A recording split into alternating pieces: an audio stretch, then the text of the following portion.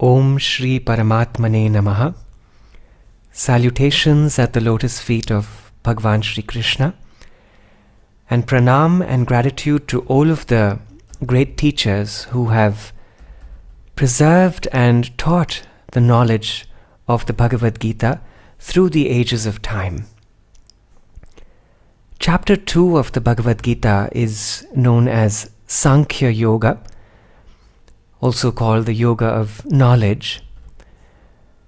And many commentators on the Gita speak about how chapter 2 contains all of the knowledge of the Gita. It is said that a deep study of chapter 2 is like actually studying the entire Gita.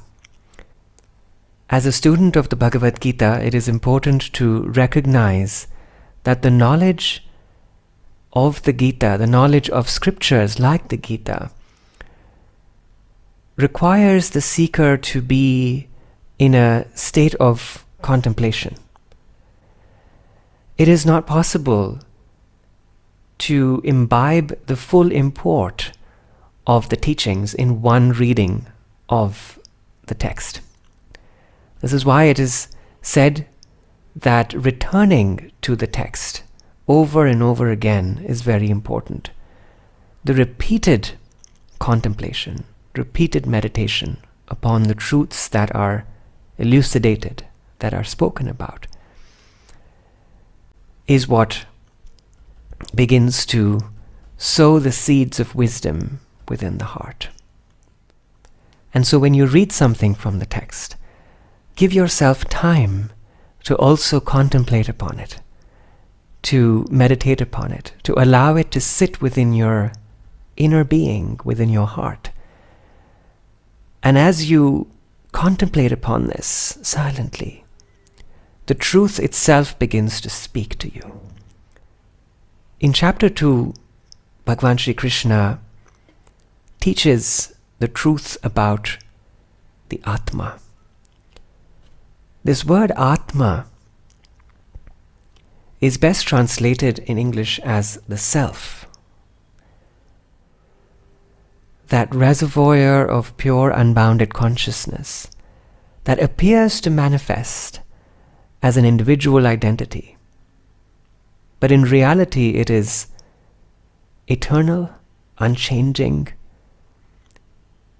neither born nor destroyed, forever present, forever awake, forever aware. That field of the Atma is one that Sri Krishna begins to introduce Arjuna to in chapter 2. We will take a look at verse number 16 in chapter 2. These are some of the first few verses that Bhagavan Shri Krishna speaks as he begins his teaching of this supreme knowledge. Arjuna has conveyed to Krishna that he is unwilling, unable, uninterested in fighting this battle. That he believes it to be an unjust act. And yet it is his duty as a warrior to perform this action. Arjuna is at the crossroads. And Sri Krishna beautifully begins the discourse, begins his response to all of Arjuna's questions by opening his eyes, by opening Arjuna's eyes to the concept of an eternal reality that is unchanging, that is beyond cause and effect, that there is this field of existence that is present. And when we are able to become aware of that, when we are able to know that field, the actions in front of us become like offerings. There is a certain kind of detachment which begins to flower. When we look at the world around us and believe everything to be absolutely finite and real, there is a tendency to want to control it, to hold on to it, to hoard it, to make it behave exactly as I think it should. The world of finite experiences is described as Jagat, that which is constantly moving. That which is created must be destroyed. That which is born must have an end. The pairs of opposites are inherently built into the nature of finite aspects of creation. And that is the nature of life itself, is to allow us to interact with the world through the veil of illusion.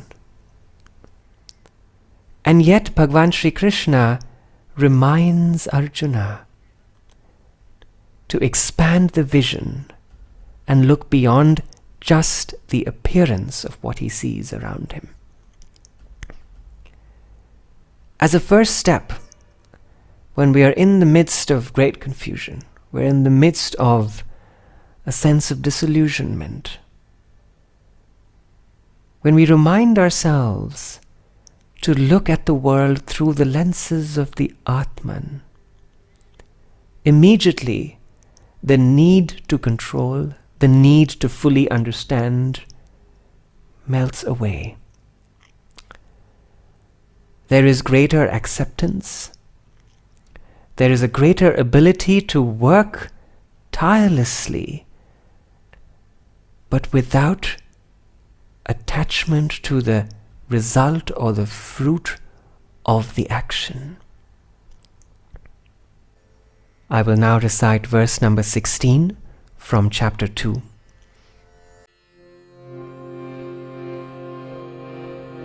Nasato vidyate bhavo, na bhavo vidyate satah.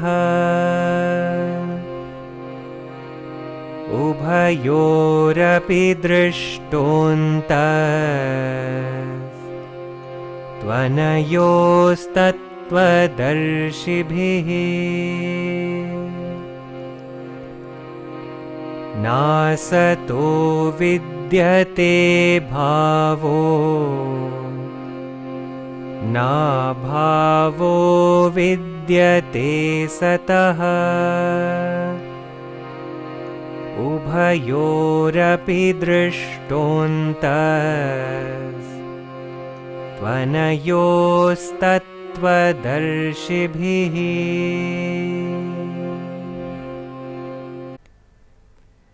Bhagavan says, Nasato vidyate bhavo.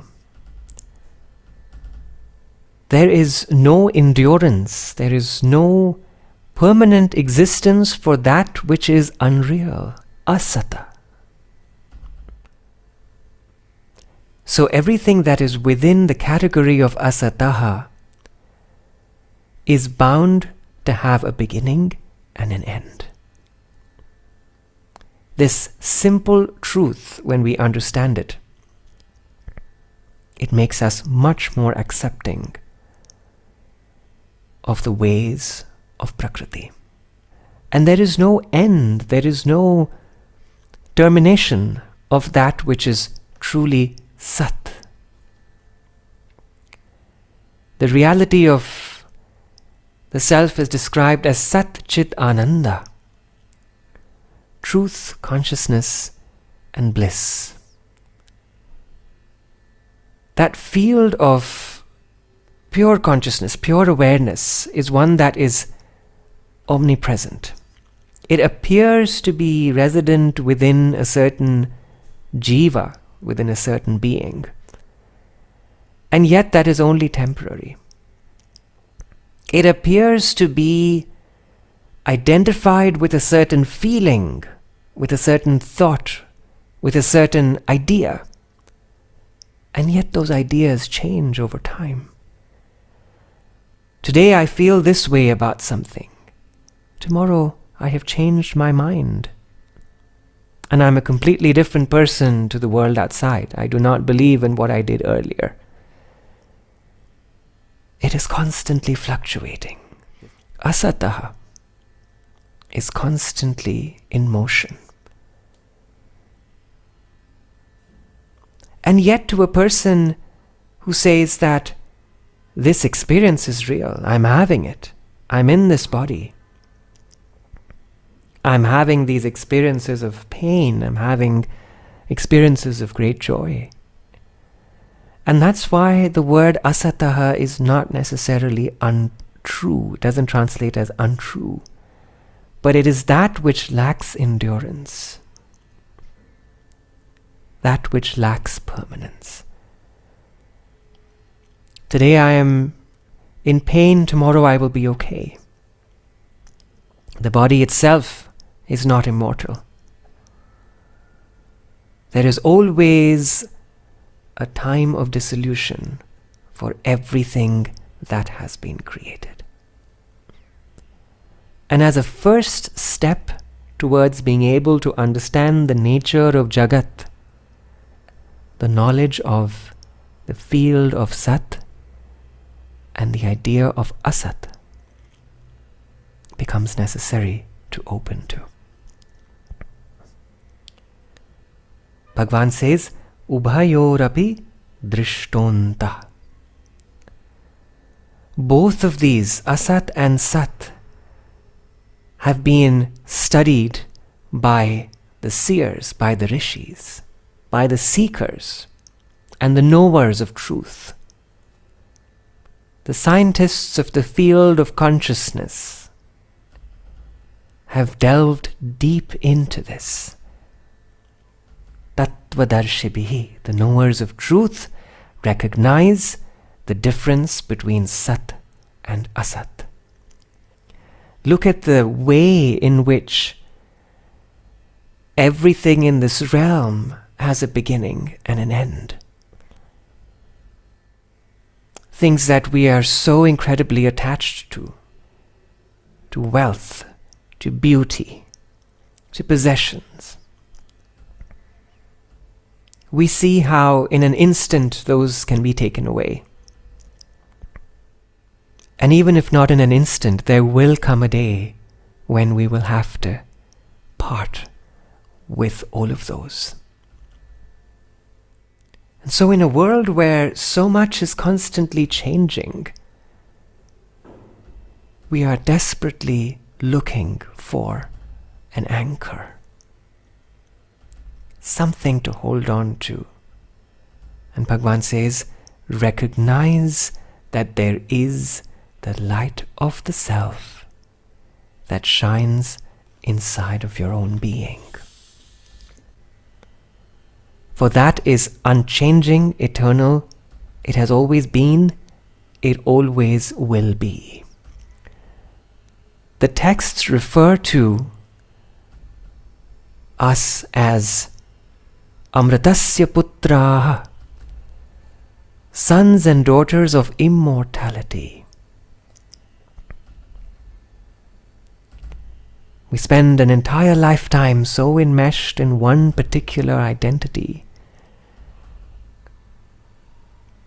And we put in so much work into cultivating that identity. It is part of the play of karma, of action that must be done, is to honor this reality. And yet at the same time we miss out on recalling, on remembering that which is always ever present. The heritage of the individual is the Atmic knowledge. Because we have come from that source, that Chaitana, that consciousness that makes us who we are. And therefore, to understand this reality, it is also important to look at the source.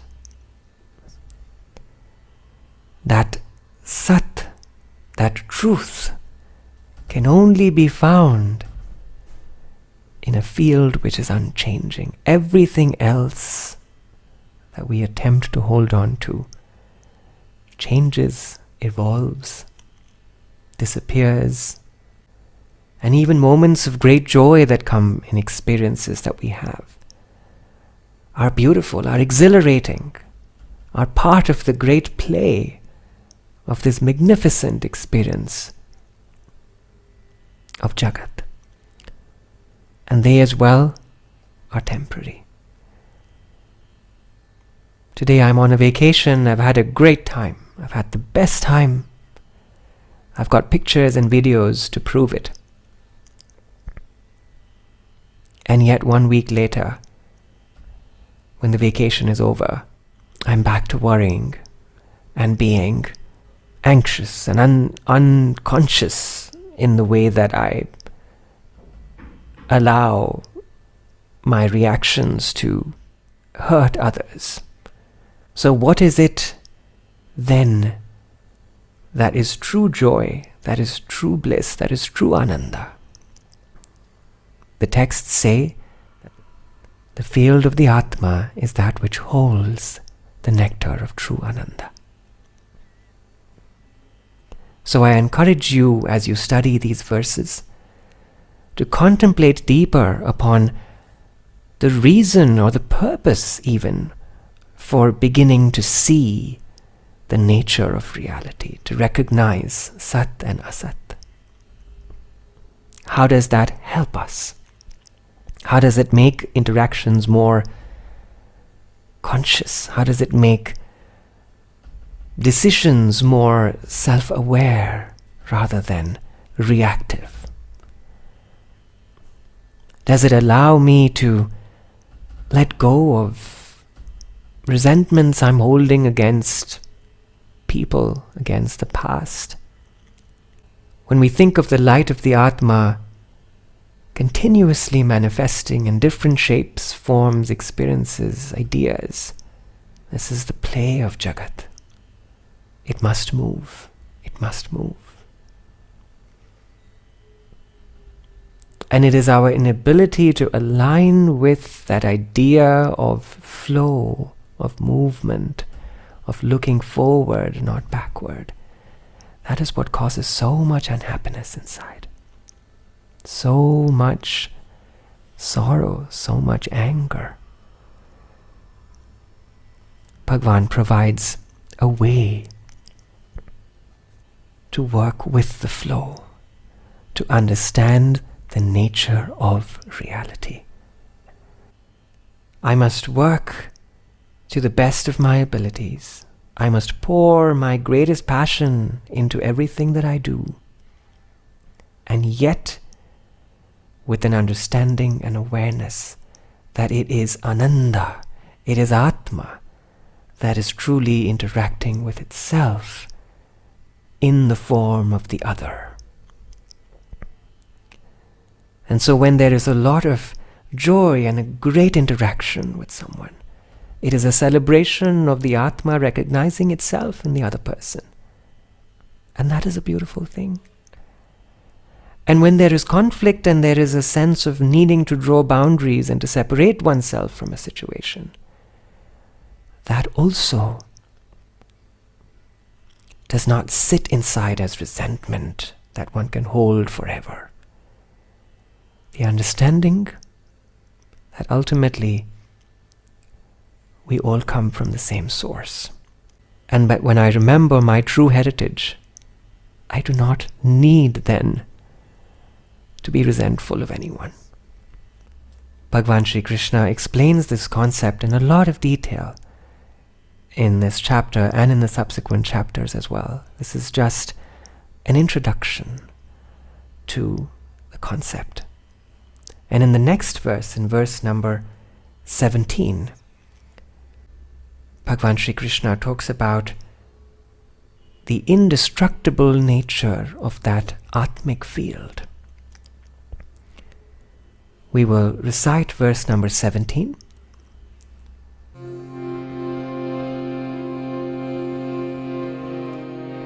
Avinashi tu tad viddhi Yena sarvamidam tatam vinashamavyyasyasya na kaschit kartum arhati avinashi tu tadviddhi yena sarvamidam tatam vinashamavyyasyasya na kaschit kartum arhati.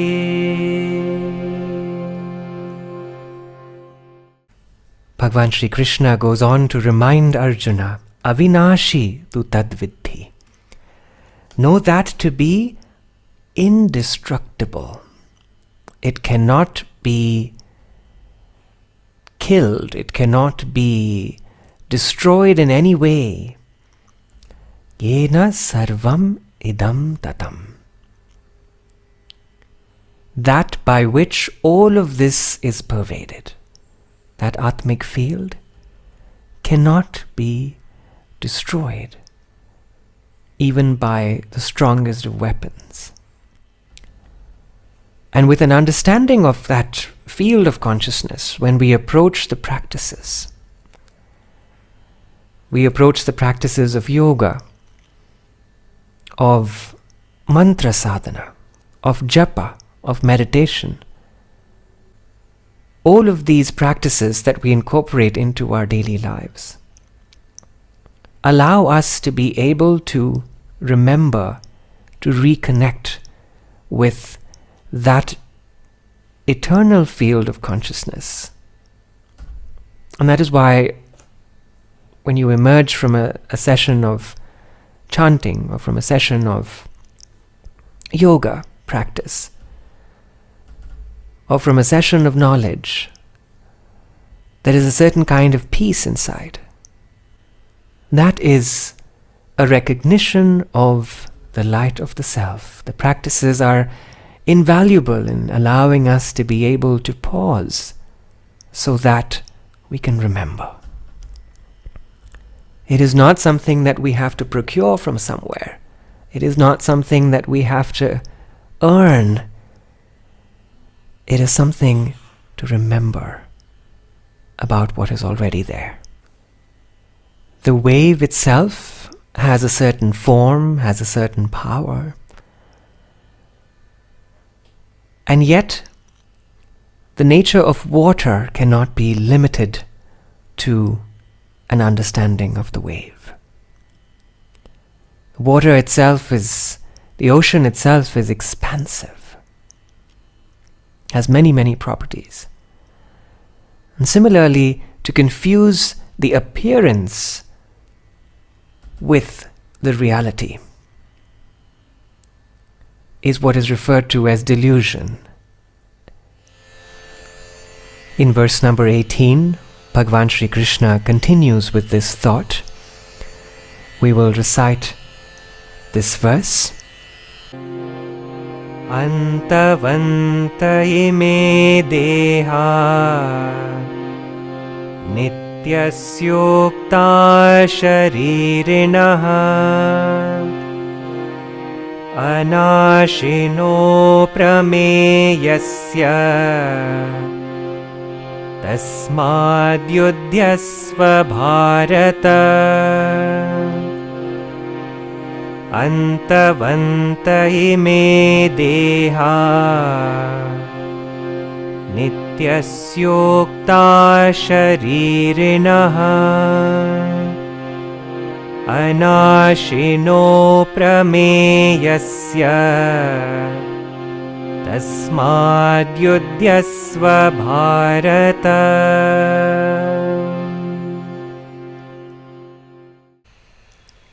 Bhagavan Shri Krishna relates this knowledge to the physical realm, where he says that the body has a beginning and an end, and yet contained within it is the Indweller. Nitya is the word used to describe the indweller. Eternal, indestructible, immeasurable. It cannot be contained, it cannot be described adequately, and yet it is that which permeates the physical realm. And therefore, knowing this truth,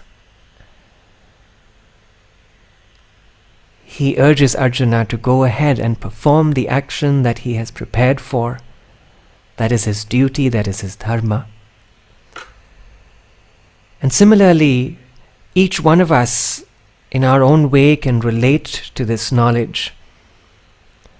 Often we are confused, we are paralyzed by doubt, overcome by emotion, and weighed down by resentment, by anger. And ultimately, when we remember the indweller, remember the light that shines in the heart, it is unaffected by the appearance of who is better than whom. It is unaffected by who said what. It is unaffected by what happened in the past, by what will happen in the future.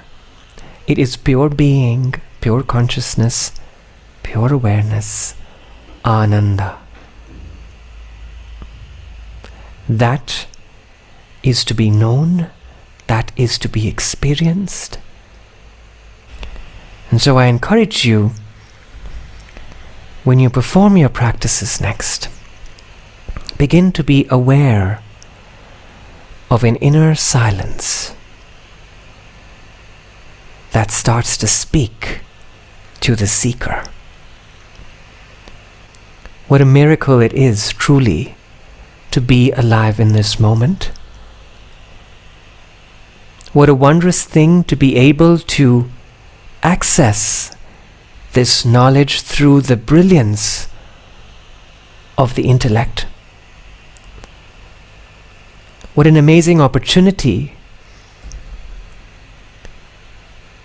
to be able to cognize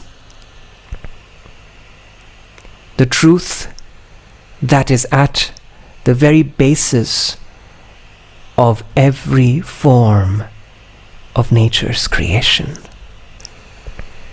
Remember this eternal heritage that you have, and allow that to be your constant guide and a reservoir of great peace, great Ananda for you in your life. Om Namo Bhagavate Vasudevaya. Om Namo Bhagavate Vasudevaya.